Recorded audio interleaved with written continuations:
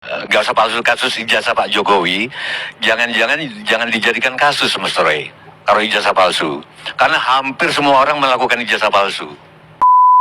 Sebenarnya boleh gak sih seseorang itu meminta kita harus menunjukkan ijazah palsu, Bang? Secara hukumnya, Bang? Tidak ada haknya. Tidak ada haknya. Contoh misalnya, ada seorang datang, Tegar kamu dokter ya? Ya, saya dokter. Tamatan mana? Saya sebutkan, saya adalah tamatan Universitas Udayana. Mana ijazah? Apa haknya dia minta ijazah saya? Gitu loh. Yang menanggung pembuktiannya itu adalah kampus, bukan Pak Jokowi. Kampus itu udah mengatakan ijazah palsunya Pak Jokowi itu asli. Ya dikejar, jangan Jokowi lagi. Kampusnya dikejar UGM, tempat kau kuliah tuh, hei. Rismon, Roy Panci.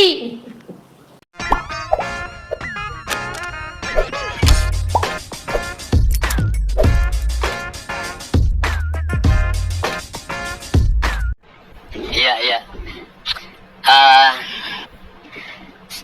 Saya khawatir gini Pak Karni, kasus ijazah palsu, kasus ijazah gak usah palsu, kasus ijazah Pak Jokowi, jangan dijadikan kasus Mas Roy. Kalau ijazah palsu, karena hampir semua orang melakukan ijazah palsu.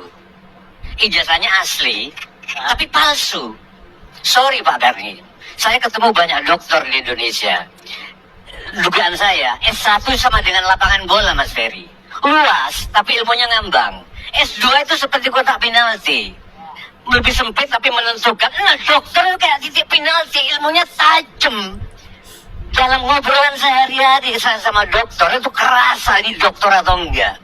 Saya sebut dulu aja, mumpung sudah almarhum. Satunya, Sri Adiningsih. Sri Adiningsih aja yang saya sebut. Kami sepesawat. Dia Watim Press, sekalian pamer buat aku kalau naik pesawat mesti bisnis gitu loh. Dia nanya soal wayang, Mbak. Tapi saya kepepet karena pertanyaannya pertanyaan dokter. Berapa banyak dokter di Indonesia yang pertanyaannya pertanyaan rakyat jelata. Berarti dokternya palsu. Ijazahnya asli tapi palsu. Ilmunya nggak dokter. Dokter itu nanya apapun karena sudah 8 tahun digembleng metodologi, nanya apapun tentang kehidupan, tentang istri, tentang apa. Itu, iya, kayak kepepet gitu. Jadi, kita memasalahkan ijazah palsu Pak Jokowi, jangan-jangan semuanya melakukan ijazah palsu. Sama dengan kasus Presiden Perancis ditoyor sama istrinya jadi berita. Saya bingung. Jujur saja, mana ada suami manapun pasti pernah ditoyor sama istrinya. Saya sering juga tidur di luar kamar. Tidur di sofa, ditempelin istri saya juga sering. Oh ya kan, jujur aja, jenderal juga. Saya ini 8 tahun wartawan Kompas. Pada saat reformasi ada jenderal yang mendeklarasikan partai. Dia mantan Panglima TNI. Habis mendeklarasikan, aku cari jenderal itu. Gak usah saya sebut namanya, udah meninggal. Kemana bapak itu? Dipanggil istrinya. Semua orang, makanya kasus sejarah ini semua jangan-jangan kita jelek-jelek begini. Saya nggak pakai ijazah, tapi saya sering nulis pidato doktoral. Karena mereka nggak mampu. Rocky Gerung ijazahnya nggak diambil. Efek rumah kaca, pilih baik, ijazahnya nggak diambil. Jangan-jangan Pak Karni, kalau ini diteruskan, oke, Mas Rismon. Tapi saya takutnya rakyat Indonesia jadi memberhalakan ijazah. Bagaimana kalau dengan aksi kalian, aksi mereka, Mas Silvester, Mas Firman, tiba-tiba orang bilang, oh ternyata ijazah itu penting. Penting bagi pegawai, bagi pemimpin enggak. Makanya ada kata-kata bahwa Nabi itu buta huruf, walaupun ini masih debatable, buta huruf, physically buta huruf atau buta huruf tidak. Karena pemimpin tidak perlu universitas. Universitas itu miniatur dari universe. Pemimpin itu harus hidup dari universe, bukan dari universitas. Tanya ke Pak Sumarlin, Pak Arianto. Tanya ke Pak Ali Wardana, orang-orang keuangan. Pak Harto di awal-awal gimana secara rapat? Mereka cerita Pak Emil Salim, Pak Harto itu nggak ngerti ekonomi, nggak ngerti apa. Setiap rapat nyatet terus. Tapi setelah 6 bulan itu, menteri-menteri yang nyatet. Pak Harto dengan kehidupannya. Saya takutnya begitu. Untuk apa kita mempermasalahkan ijazah Pak Jokowi kalau Pak Jokowi sudah bisa bekerja? Bahwa ada ijazah SMA itu kan karena waktu kasus Megawati diperlukan harus ada ijazah. Saya usul keduanya presiden nggak perlu ijazah apapun. Hanya pegawai dan staf ahli yang perlu ijazah. Karena mereka harus memandang dari sektor-sektor. Pemimpin itu dengarkan, hei, Karni, dokter, ngomong apa? Ferry, dokter. Terus aku malam-malam dengan intuisi, aku memutuskan. Itu nggak ada ilmunya juga. Itu pemimpin itu nggak benar. Aku takutnya begitu, Bang Rismon. Tolong, jadi menurut saya Mas Ferry, yang diteliti sekarang bukan keaslian atau kepalsuan sejarah ijazah Pak Jokowi. Mending kebohongan atau kejujuran Pak Jokowi. Nah itu yang paling penting. Ijazah nggak penting. Apa salah buktinya Mas Ferry mengakui, wus benar. Gak bisa kita ukur. Berarti Pak Jokowi bisa memimpin dalam 10 tahun. Bung Karno coba lihat di bukunya Saifuddin Zuhri, Menteri Agama. Dia ngomong, waktu itu tinggal punya duit 7 miliar. Membangun Monas apa membangun Istiqlal? Ternyata dia membangun Monas.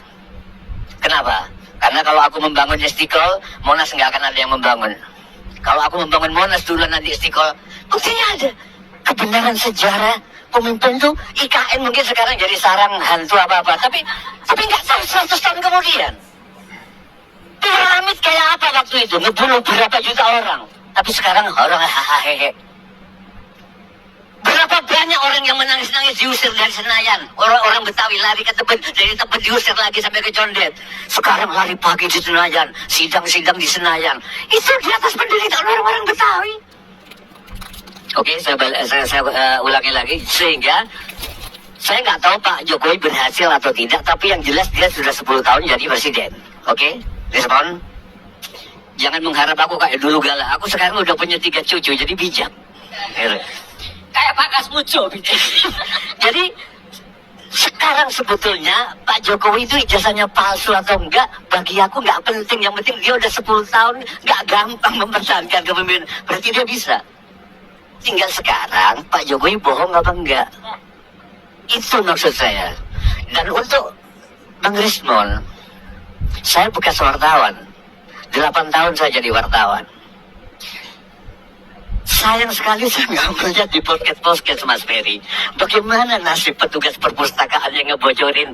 Itu gimana? Itu dianiaya atau enggak? Itu tanggung jawabmu. Petugas perpustakaan yang ngasih tahu skripsinya. Gak ada kurang-kurang yang nanya itu. Refli Harun gak nanya itu. Abraham Somad gak nanya itu. Itu nasibnya gimana sekarang? Tanggung jawabmu loh sama istrimu loh. Itu motokopi. Jadi saya kira itu Pak. Kalau soal perdebatan antara Pak Haryanto sama Pak Al-Kartiri tadi, saya nggak tahu mana yang benar ya soal itu, karena hukum ternyata juga kayak kebudayaan. Sekarang presiden sama presiden Perancis naik Borobudur pakai skylift, wah banyak yang muji, wah itu mempermudah naik ke Arupadatu. Tapi ya beberapa orang bilang Pak Karni, loh Arupadatu itu dibikin supaya kalau naik ke puncak memang susah sekali. Dulu biku-biku yang kakinya bermasalah itu gini ke atas. Itu pencapaian untuk Arupadatu. Artinya nggak akan pernah selesai. Saya kira itu. Mungkin aku koreksi yang Pak Haryanto tadi, Burhan Munadi nggak mengatakan 90% percaya, 75%. 75 percaya. Sorry. Iya. Gini, 75% rakyat Indonesia tahu tentang isu ini, tapi 75% percaya bahwa sejarah ijazah Pak Jokowi asli. Saya kira gitu Pak Karni. Iya. Soal otentik itu pertanyaan saya ke Pak Al-Kartiri nantinya, autentik atau asli. Makasih. Sudah memalukan seluruh dunia negara kita ini. Nama UGM jatuh gara-gara dituduh Pak Roy bahwa ini dia kong kali kong untuk menyembunyikan ijazahnya Pak Jokowi, berkolusi dengan Pak Jokowi demi karena dulu presiden, kemudian ini apa tadinya skripsi yang nggak ada diadakan dan sebagainya, itu kan yang terjadi. Saya kemarin banyak baca tuh YouTube yang di Amerika sana, inilah presiden Indonesia yang hebat, itu ternyata dia memasuk ijazah. Seluruh dunia tahu ini. Inilah yang saya anggap ya, ini sangat berbahaya kayak gini nih kalau diterus-teruskan gitu ya. Nah, kemudian kenapa kok ini jadi rame banget ini? Karena gini, di satu sisi yang menuduh itu ijazah palsu itu menggunakan alat-alat bukti yang pakai teorinya para penuduh. Teori yang dikuasai oleh para penuduh itu adalah teori scientific atau istilahnya digital dan sebagainya. Sehingga dia ingin membuktikan bahwa ijazah ini palsu itu harus pakai metodenya yang dipakai oleh pihak sini. Sementara yang pihak yang pro, yang Pak Jokowi atau simpatik atau dan sebagainya, itu menggunakan alat bukti yang sesuai dengan hukum yang berlaku. Gitu. Jadi teori pembuktiannya ya pasti nggak sama. Teori pasti sana tadi mengatakan gini, sekian persen dan sebagainya. Betul itu teori itu. Kalau untuk penelitian silakan betul itu. Untuk meneliti sesuatu yang hasil apa tidak itu betul. Cuman Bapak harus tahu Pak, oh, di dalam hukum itu Pak, materi yang diteliti itu ya, itu harus dibuktikan keabsahannya, dapatnya dari mana, kemudian apa benar-benar ini yang apa itu bukan rekayasa apa gitu. Makanya tadi ya, makanya di dalam hukum itu kan siapa yang menuduh, dia harus buktikan kan. Terus kemudian tadi kalau debat gitu tadi ya, ini kalau kemudian di penyelidikan itu tadi ya, penyelidikan loh. Ini karena saya bicara yang satunya pakai prosedur hukum ya, jadi intinya dari Pak Jokowi itu pro yang Jokowi itu mengendaki sesuai prosedur hukum, yang dari sana pakai teorinya sendiri dan orang lain harus percaya dengan itu kan gitu. Itu yang terjadi gitu. Sehingga semua tadi diuraikan ya, bukti panjang lebar gini, ini sampai skripsinya ini apa ada apa tidak. Tapi kan di belakang itu ada asumsi. Tuh kalau Pak ini pembohong, dulu berarti Pak Jokowi pembohong, pasti ijazahnya pembohong. Kayak gitu kan ada membahasnya. Yang kedua, ada juga ajakan-ajakan tidak percaya pada apa yang ada. Misalnya putusan hukum yang ada di Jogja di sana itu didalilkan bahwa katanya itu masa nggak jelas hukumnya, apa ijazahnya palsu kok kemudian dia itu kan kriminalisasi daripada anak bangsa yang ini kayak gitu loh. Itu berbahaya sekali Pak menurut saya gitu ya. Gitu loh. Yang menanggung pembuktiannya itu adalah kampus, bukan Pak Jokowi. Kampus itu udah mengatakan ijazah palsunya Pak Jokowi itu asli. Ya dikejar ya jangan Jokowi lagi. Kampusnya dikejar UGM, tempat kau kuliah tuh, Rismon, Roy Panci. Tempat kau kuliah itu kau kejar, jangan Jokowi. Kalian nih rombongan panci ini nggak pernah habis-habis pancinya. Ya. Jadi beban pembuktiannya itu ada di UGM, karena UGM itu menyatakan bahwa si Pak Jokowi ini ada temannya, satu kampus, ada skripsinya, ada ininya, udah itu selesai kok. Itu kan juga banyak berpandangan Bang, apalagi dia menganalisa, meriset itu juga bukan asli loh. Kata siapa? Enggak, pertanyaan. Kata siapa? Dia meriset ijazah. Dia risetnya dalam mimpi atau dalam mana? Dalam alam barja. Nah, itu pertanyaan juga. Kan dia kan selalu tidak puas dengan kerja daripada polisi ini yang lembaga resmi negara Indonesia. Kalau dia nggak puas, cobalah Rismon, ya, Roy Panci, kau bikin negara sendirilah. Minimal kau beli tanah 1000 meter, kau presidennya, Roy Panci wakil presidennya, Dr. Tifa itu sebagai menterinya, menteri forensik, ya. Nah, Kapoldanya siapa, Kapolri siapa, lu bikinlah situ di tanah 1000 meter. Ya, lu kan nggak bisa bikin negara yang seluas Indonesia. Cobalah kau patungan 1000 meter, cobalah kalian main negara-negaraan. Rismon jadi presidennya, kalau nggak puas, bikin undang-undang sendiri. Nah, nanti figurnya Jokowi cari, jadilah warga kau di situ, di negara Panci itu, buatlah negara itu negara Panci namanya, Rismon, ya. Kau presidennya, wakilnya Roy Suryo, Dr. Tifa itu sebagai menterinya, menteri forensik dan teletabis. Carilah anggota-anggota kau yang mak-mak yang ompong-ompong itu yang jadi warganya, warga negara Panci. Jadikanlah dia mereka dulu warga negara Panci, sehingga kau tuh bikin undang-undang sendiri. Anggota DPR-nya siapa? Jadilah tuh Menteri Hukum dan HAM-nya itu si Rafli Harun dengan Roy Kojinuddin Ahmad Kojinuddin. Jadikan itu Menteri Hukum dan HAM-nya. Nah, jadilah satu negara di tanah 1000 meter itu. Kalian mainlah negara-negaraan di situ, namanya negara Panci gitu loh. Biar kalian puas. Jangan ganggu lagi Indonesia. Gitu. Bikinlah undang-undang sendiri bahwa menurut saya undang-undang yang benar begini, ya udah bikin negara Panci. Kalian patunganlah di Cicengka atau di tanah saya kasih 1 hektar lah. Ya, pusing saya ngeliat kalian. Aku kasih tanah di Parung 1 hektar, lalu bikinlah tuh negara Panci di situ. Rismon jadi presidennya, Roy Suryo jadi wakil presidennya, Dr. Tifa jadi menterinya, Ahmad Kojinuddin jadi menteri Hukum dan HAM, Rafli Harun jadi menteri Menko Polhukam, ya. Lalu ada emak-emak yang ompong-ompong itu yang giginya patah-patah semua itu suruh jadi warga negaranya itu. Gitu loh. Biar negara itu negara Panci akur tuh di Ciseng. Saya kasih tanah 1 hektar gratis. Yang penting jangan ganggu Indonesia. Ini gue jadi pertanyaan juga, Suryo itu tidak percaya rekor. Kalau nggak percaya bikin negara sendiri, kan tanahnya udah gue kasih. Ya, bikin negara sendiri namanya negara Panci. Presidennya Rismon Stianipar, wakilnya si Roy Panci, gitu loh.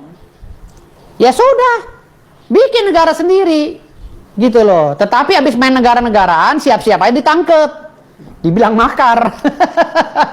Bang, kemarin juga ada budayawan itu Sujiwo Tejo di acara Sujiwo Tejo juga keras untuk berpendapat soal perkara keaslian Bapak Jokowi. Namun dia punya prinsip ijazah itu nomor 2. Tapi kan hasil dari kenyataan itu yang harus dilihat. Itu gimana Bang? Harus dilihat. Iya udah kenyataannya kan kata polisi itu asli, udah selesai. Kenyataan dengan kerjanya, kualitasnya. Kualitas apanya? Dalam pekerjaan orang, bukan dilihat dari ijazahnya Bang. Kerja Jokowi udah bagus. Loh, sekarang begini. Apa untungnya Jokowi seorang presiden yang udah jadi presiden? Ya, gelar insinyur itu apa untungnya sih? Gua tanya. Kalaupun Jokowi itu memalsukan ijazah, siapa sih awalnya yang mesen ijazah itu? Apakah ini keinginan daripada partai sebelumnya yang memesan ijazah agar dibilang keren calon presiden yang diusungnya, sehingga Jokowi dikelabui lalu disuruh paksa beli ijazah misalnya? Nah, ini settingan siapa awalnya? Kan Jokowi yang menaikkan dia jadi wali kota 2 periode, jadi gubernur 1 periode, jadi presiden 2 periode, siapa? Partai mana yang nyuruh dia? Hah? Kalau memang itu dituduh, jadi kan saya bilang tadi. Maksudnya Sujiwo Tejo kemarin mengomentari perdebatan ijazah itu sebenarnya nggak usah. Karena apa? Dilihat bukan karena ijazah. Ya kan dibilangin tadi, Jokowi itu mau ada ijazah mau enggak, dia udah sukses hidupnya. Sekarang yang gue tanya, lu orang yang punya ijazah jadi apa, Tong? Hah? Hah? Lu punya ijazah, nenteng-nenteng di ijazah, lu jadi apa?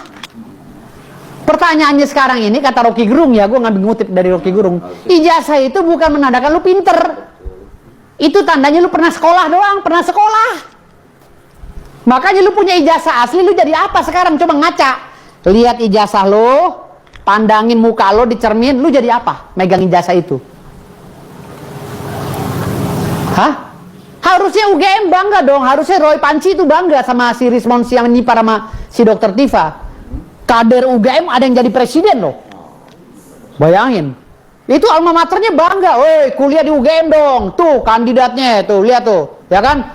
Semua sarjana-sarjana UGM itu ada yang jadi Roy Panci. Ahli Untuk bisa orang menjadi calon wali kota, calon gubernur, calon presiden itu verifikasinya KPU. TPU apa itu? Tim pembela apa itu? Itu apa? Institusi apa? Kenapa justru kalian yang begitu terasa seperti hakim di atas segala hakim di Republik ini untuk menentukan sah tidaknya satu? Itu bagaimana itu, Zam? Please, tolong. Bagaimana bisa? Apa itu? Tim apa itu? Kenapa begitu? Gini. Jadi coba lihat dulu, Zam. Dengar dulu. Tadi waktu antum ngomong, anak dengar. Sekarang anak ngomong. Maksud saya begini, Bos. Sekarang ini pemerintahan baru, saya itu dengar langsung dari Presiden Joko Widodo pada waktu itu bahwa ya wes, sabar ngabalin karena kan ini sebentar lagi saya selesai. Mungkin saya selesai, sudah selesai.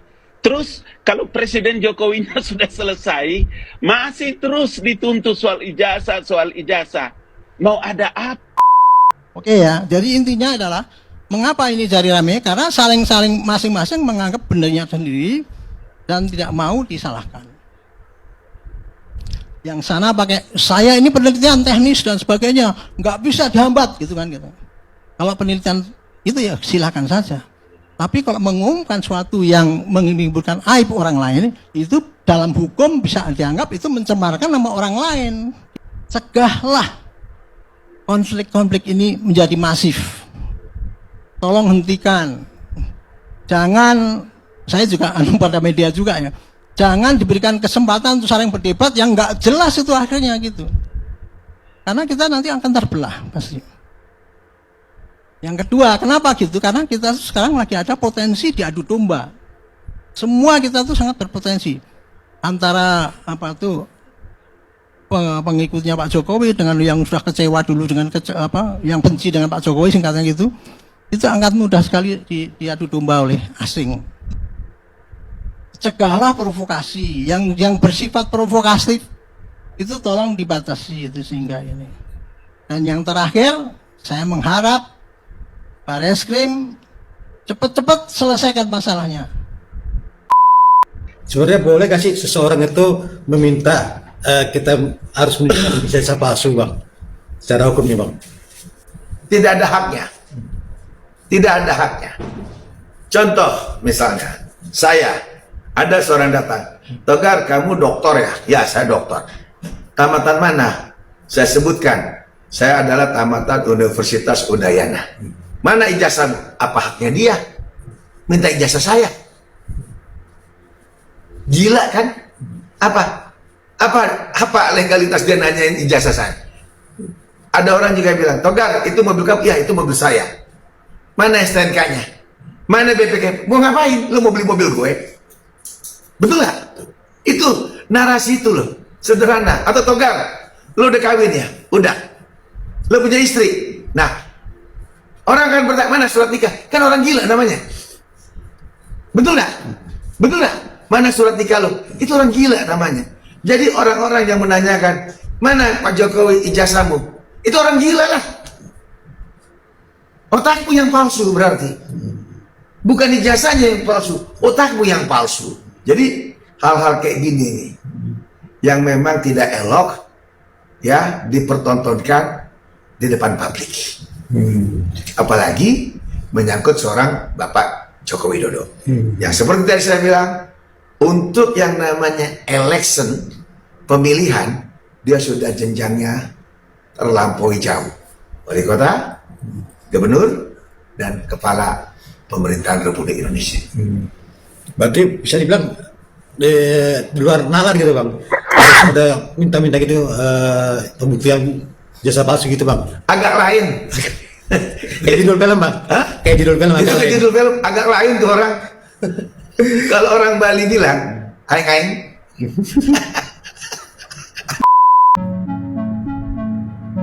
Beginilah jadinya kalau pakar serba tahu ketemu sama penyidik beneran yang bukan cuma paham teori tapi kenyang makan medan. Yang satu bicara pakai asumsi, yang satu lagi bicara pakai bukti. Maka habislah Roy Suryo dibungkam telak oleh Susno Dwaji. Ya, ini bukan sekadar debat biasa di layar kaca. Ini adalah momen ketika keangkuhan seorang pengamat 1000 topik ditelanjangi oleh fakta dan pengalaman seorang jenderal polisi yang pernah jadi tulang punggung penyidikan di negeri ini. Dan tragisnya lagi, yang mempermalukan Roy Suryo bukan hatersnya, bukan netizen, tapi dirinya sendiri. Karena terlalu percaya bahwa semua bidang bisa dikuasai hanya bermodal sok tahu. Mari kita telah dengan kepala dingin dan nalar yang menyala. Di satu sisi Roy Suryo datang membawa narasi bahwa dirinya adalah pakar telematika, ahli digital, dan orang yang katanya paham betul soal forensik. Tapi begitu Susno Dwaji mulai bicara, pelan tapi pasti. Narasi itu mulai goyah, satu persatu dikuliti. Dari prosedur kerja laboratorium forensik, soal validasi barang bukti, sampai urusan independensi lembaga penyidikan. Semua ditunjukkan oleh Susno Duaji bahwa Roy bukan hanya ngawur tapi juga gagal paham. Ini bukan soal selisih pendapat, ini soal logika dasar yang dipermalukan. Ketika Roy bicara seolah polisi itu alat kekuasaan, lalu di saat bersamaan minta akses masuk ke proses uji laboratorium forensik, kita harus jujur bertanya, ini maunya apa sebenarnya? Minta polisi independen, tapi di saat bersamaan mau ikut ngintip proses hukum di dapur penyidikan? Bukankah ini puncak dari kontradiksi yang memalukan? Susno Duaji hanya perlu satu kalimat untuk membalik semua ini. Kalau semua bisa masuk ke proses laboratorium forensik, lalu di mana independensinya? Kalimat itu cukup jadi palu godam bagi klaim-klaim palsu yang selama ini dipelihara Roy Suryo dan kelompoknya. Mereka ingin terlihat seperti pengawas yang netral, padahal sedang berusaha menyusup ke dalam sistem yang mereka tuduh sebagai alat kekuasaan. Ironi? Bukan cuma ironi, ini adalah hipokrisi yang nyata. Coba renungkan, jika seseorang benar-benar paham prosedur forensik, ia tidak akan sembarangan bicara soal akses. Sebetulnya ini pembuktiannya sederhana lah. Kampusnya UGM sudah mengatakan, ya, yang sebagai pembuat ijazah, ini benar saya yang keluarkan, ini ijazahnya asli, dia benar alumni saya. Sebetulnya kan selesai. Nah, tapi yang menjadi permasalahan adalah di sini kelihatan Prof mens reanya orang-orang ini. Kalau saya bilang, ini terlihatkan niat jahat orang-orang ini. Apakah ada track record UGM memasukkan ijazah? Apakah ada track record UGM bermasalah dengan penerbitan ijazahnya? Oke. Kalau tidak ada, so apa alasannya? Ya, mereka itu tidak mengakui atau tidak mempercayai. Berarti kan memang ada niat yang jahat di sini. Dari pelapornya jadi begitu setelah setelah UGM mengatakan itu, tetap aja orang-orang ini ya dioprek-oprek ya, yang ininya lah, yang hidungnya lah, yang fontnya, jasanya, yang stempel. Pembuktian apa? Nggak ada kepentingan ijazah Pak Jokowi dijadikan penelitian di sini, nggak ada kepentingan. Jadi memang niatnya orang ini memang jahat, nggak benar gitu loh. Karena secara undang-undang sistem pendidikan nasional, undang-undang pendidikan tinggi, UGM memang sah menerbitkan ijazah. Sebagai yang menerbitkan ijazah, ya memang dia harus menyatakan itu benar atau tidak dia mengeluarkan, dan udah nyatakan benar. Ternyata orang-orang ini terus saja ya memfitnah itu ijazah palsu, menyerang kehormatan Pak Jokowi, mendiskreditkan Pak Jokowi. Ya wajar dia melapor.